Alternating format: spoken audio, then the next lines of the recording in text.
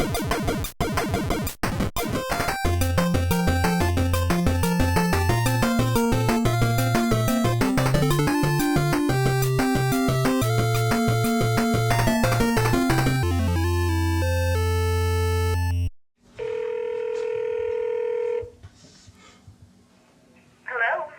may I speak with Jamie, please?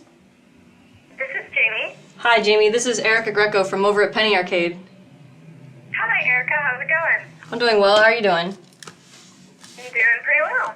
I wanted to talk to you about the Child's Play position. I have some questions here, and then if you have any questions for me, we can go over that as well.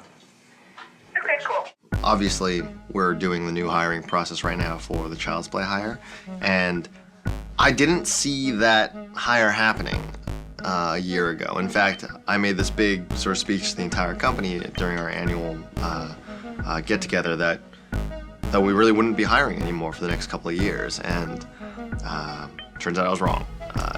Turns out we needed another person, and that's why we took out the new space, and we'll probably hire actually another person after that. But after that, it's done. No more. No more growth. It's particularly exciting for me because picking someone to be a project manager for Child's Play is I mean, this is my realm now, we're in my territory, so I'm really excited to see what ideas our candidates have and how much passion they're bringing, and it's rejuvenating. Every person that we pick up to bring in can do their stuff, but that's really one part of the mechanism. You know, anybody that we look to for that has to be able to handle the mechanical part of the job. But I mean, at least half of what we hire for is fit. They have to, you know, the people that we bring in have to just, like, you know, instinctively, naturally, organically fit into the space.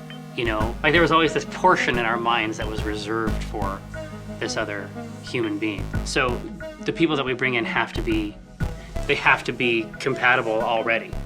You know, they have to be a part of the group even before they get here. And you'd think that that's impossible, but it's not. I mean, that's why the hiring process is so bizarre, is because it really has a lot to do with their personality. I think for me, the Child's Play charity is huge. I think it's huge. You know, this is probably cliche, but this is my dream job. I think Child's Play is a great example of getting, you know, games and DVDs and other things to children in need. I think that's fantastic. Or, you know, like a hospital setting, just somewhere where I can feel that I'm personally affecting something or making a difference. This job is a dream opportunity to kind of combine all of my skills and experience and passions into, you know, what I do for 8, 10, 12 hours a day. So one of the things that I've watched PATV and I've kind of seen how the office functions, and while I'm not a gamer and I think that's been pretty clear in my application so far, I can definitely appreciate that culture and the fact that that's something that people are really passionate about. She was interesting. She was super well put together, and I was impressed with her ability to communicate, her ability to actually, you know, handle some curveballs I threw at her. But my big concern is that she isn't a gamer. It's disappointing. It's disappointing because if she was more of a gamer, I think that she would definitely be invited out, but I don't think she will be. Your score written down there is a 50? Wow! Out of 100. Like, she was, you know, inoffensive and unremarkable, so. Unremarkable. What a great word. What? It's a good word. It's a really great way to describe it. It's not saying it's like it's a bad thing. It's a really, really well descriptive word. Anyway, oh hey, Brian has walked in. He is a little under the weather. How you doing, Ryan? I'm great. All right, let's talk about hirelings. Okay, so we started with it was the most candidates we had ever had, something like 1,300 or something like that, and whittled it down to the top 100 or so, and then sort of did a half round of getting that down to 50, and then we gave them all a written test, and the written test got it down to 10. And then these 10 candidates had 2 phone interviews with sort of random people that were available last week. And from there are 5 real candidates, and I kind of wanted to go, I would like to kind of like go over their profiles with you guys if possible here. She was excellent speaking. She is hugely passionate about Child's Play, has some great ideas about directions we could take it in. I mean, they can all do the job, don't get me wrong. Okay. To be honest, the 3.0 GPA thing does worry me. Everyone else had above a 3.5. Yes, it's funny, like the idea that a person at a 3.0 GPA would be bad. There's a lot of. I only said that for Mike's benefit. Like, wow. Yeah. Do we know what? Not in my company. Are we looking for someone who's going to be able To expand the concept. to think outside the box, Yeah. use the horrible cliche, and find new ways to help Child's Play grow? Out of all 3 of the candidates I talked to, she was the only one that had a good answer for that question. You know, like what now that Child's Play is this huge thing, you know, what do you want to do with it? And everyone else is like, well, you know, keep on doing what we're doing. But she was the only one that started talking about other ideas and, you know, investments and research and endowments and all kinds of cool stuff. Like she wants to I do like that. take this to the stars. That appeals. I think that I'd like to know what other people would think, because I think that she would be a good fit, but I'm coming at it from a different perspective because she has broader interests, and I think that I'm concerned with, is she enough of a fan, is she enough of a gamer?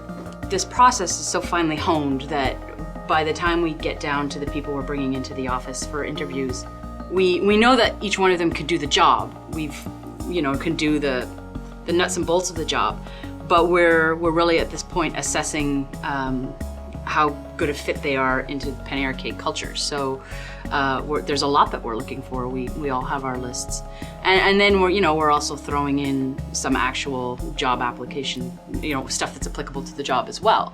But in large part, it's sort of a personality fit that we're looking for. Kristen, I will loop back with you as far as scheduling some follow-up calls with the top 3 here, and I will let these other 2 folks down. I don't know how many other companies put the employees through the same type of process that we do. I mean, it's literally 6-7 rounds of incredibly difficult lines of questioning and activities and face-to-face interviews. It's pretty nonstop, and that's why, I mean, you've seen the schedule. A lot of it has less to do with, okay, well, here's a written test, but more to do with we're doing things as a group. We're doing things on one-on-one. There's a lot of games that get played during the process. It's more about fit, because if they don't fit, it'll fuck everything up, and that's not something we're interested in.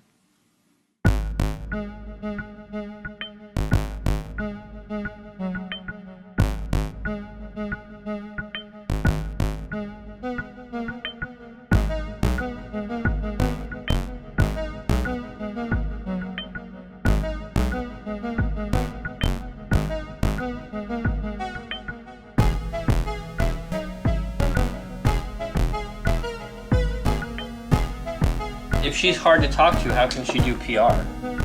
It's in a nutshell. All right. That's the personality 6. Nothing else? All right. Well then. But she plays bass. Like we have to keep building that band. We have the drummer. We've got the guitarist. That's why we're doing this. I can do the vocals. That bassist would bring us all the way to the album. She plays bass in a country bluegrass cover band. Never mind.